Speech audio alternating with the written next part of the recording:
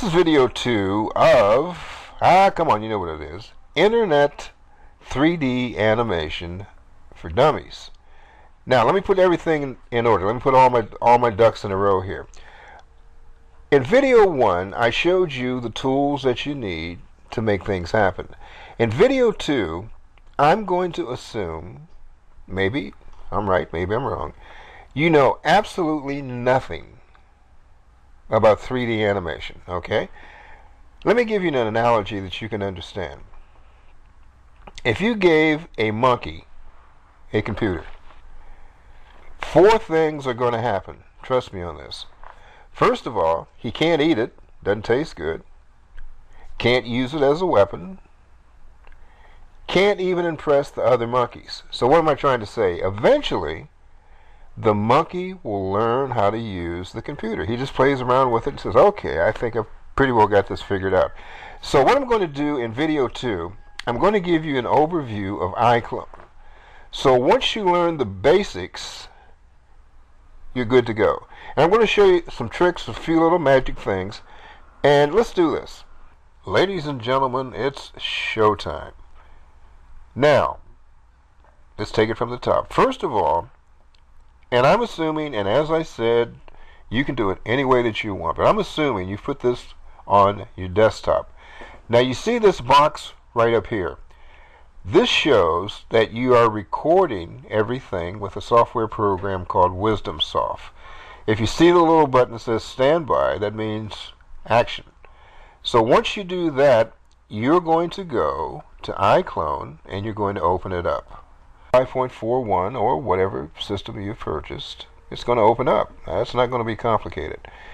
Now this is going to be your landing page, and a few things you need to take in consideration. Start at the top and work your way down. You're going to see a bunch of buttons at the top. The beginning, the middle, and the end. That's not complicated. Not complicated whatsoever. Now here's something that you're going to need as it opens default in the landing page. You have a multitude of training resources through iClone, through YouTube. You have private trainers, you have chat rooms, just depending on what you need to know. So depending on how you want to start out, it's up to you. There's no problem from my point of view. Now what I'm going to do, I'm going to get into the landing page and I'm going to show you some of the buttons that they have. At the top, start at the top and work your way down, okay? The first button you're going to see is going to be project. So you want to open a project. The next button you see is going to be stage. Where do you want to put it? You want to put it on a stage. The next one you see is going to be set. Thinking in a logical sequence. Some of us do, some of us don't. A set is the props that go on the stage. Now wasn't that easy? That wasn't too painful. Now the fun stuff. You want to do an avatar, you want to do a cartoon, you want to do a sci-fi. It's up to you, whatever you want to set up, depending on what you enjoy. Animation. This is the fun stuff also. You can make your avatar do anything you want it to do. From hip-hop to dancing to kung fu to whatever. Then the media and then the export. Remember, the only thing you're doing is recording a video clip to put it in Windows Movie Maker to make your final edits. If you know how to use camera, you can do the greatest story ever told, but I'm assuming that you don't want to do it that way. And it's ass backwards the way that I'm doing it, but you're going to learn something. Now you see this? New project, open project, and save project. Tell you what, let's live on the edge. Let's open a new project. By default, it's going to open up. If you see the time frame down at the bottom, by default, hopefully if you have it set up right, it's going to show you have 54,000 frames. Technically, you've got about a 5-minute video clip. Because you're editing this into Windows Movie Maker, this is all you need, and you just put all your clips together and make your edits. Okay, now what's getting ready to happen? You want to click on stage. Now this is going to be tricky here. Under this, the content manager. It shows everything that you have in the stage folder. The tab under that says 2D background. Now that's on the left hand side. When you scroll over to the right hand side, it's going to show you modify. Modify means what kind of background you want. That's not complicated. So you see the color chart. Do you want red? Do you want green? Do you want blue? It's up to you. It really doesn't make any difference. So what's going to happen? You click on your colors. You want, yeah, nah, you don't want that. You know, that's a little too fuzzy here. Let's try black. Start out with black. Now this is an important move. Here's what I want you to do. Under the color bars, or the color boxes, you're going to see a little box that says active. When you click on that, it's going to go back by default to gray. But do you see these little tabs at the bottom that says open? The only thing it's going to do is open the folder that you want to insert as a background. So you scroll down, says, well, you know, whatever floats your boat. Hey, I've got no problems with that. Now what's going to happen, I just want to show you how to get into your folders. Okay, so let's get out of this. Now you're going to click back, you're going to get rid of this. Here is the next tab, which is called your image layer. I'm going to show you just a little bit of magic on what you want to do. Your image layer are basically templates that are in the foreground. In other words, if you want to show a point of view, let me put it that way. There's an air fighter, there's, you know, driving a car, there's all kind of different little fun things. And then you put your motion in the background. And these basically come with iClone. Now, this is going to be fun. Let me show you what I'm going to do. I want to open a TV image layer. So far so good, right? So I move it over here. Now I've got a TV image layer. But you see the yellow lines around that, which shows you that it's active. If you look on the left-hand side, it shows your image manager, and it's spotlighted in blue. So I can crop it, I can move it around, and do anything I want. Now what I want to do, when I think of color, I think of 2D background, right?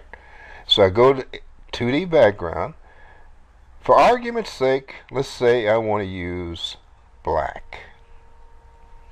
Now in the foreground I've got the TV. In the background I've got the color. Now watch this. I want to go back to image layer. I want to insert a blank image layer, which is right at the top. So you overlay this over your TV set and your background. Right now it's black. You see the yellow squares around it. Shows you that it's active. Look on your scene manager on the left. What do I want to do? I want to open a folder, right?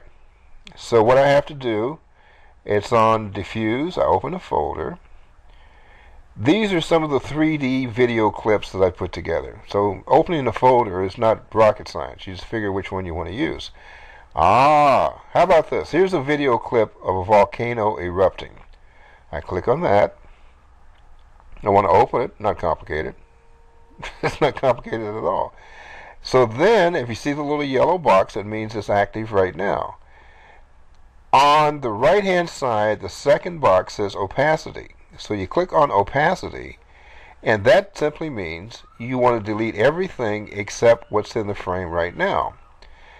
Down below that, you see a little garbage pail that says delete. Now when you click on that, all it's going to do is delete everything, and it's going to show you the video clip.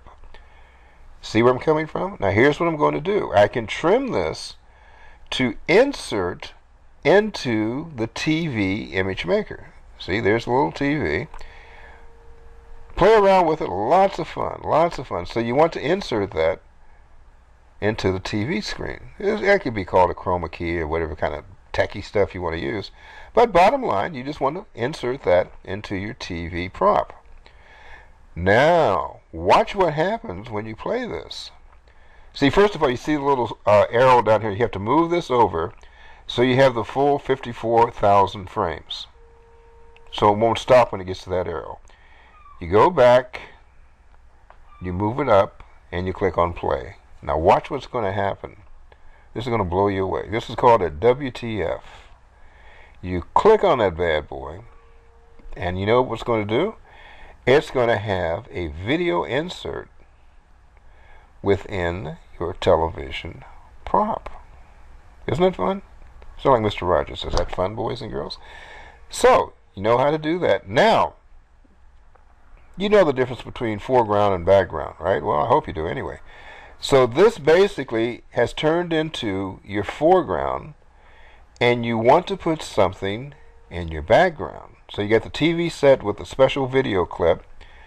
What do? You go to Stage, you go to 2D background, and then you want to open up another folder. And whatever the folder is that you want to use that for your background animation. So 2D, you click on this box right here. You see the folder, you just open it up, and the folder says, hey, what do you want to use as a background? So you go to the file, you scroll down and say, well, let's do kind of a music clip, or some music or whatever in the background. And I want to get some kind of animation so it makes all kind of sense. Hey, what about this one? The little people, the little androids, just moving and special effects. You click on this. See what went down? You have a background and a foreground with an animated video clip. Now this is where you get creative when you want to lay down your music track. Then when you edit this into Windows Movie Maker, you can insert your supers. Isn't that fun? Certainly hope so. So this is video 2, basically just a brief overview on some of the fun things you can do with iClone 3D animation.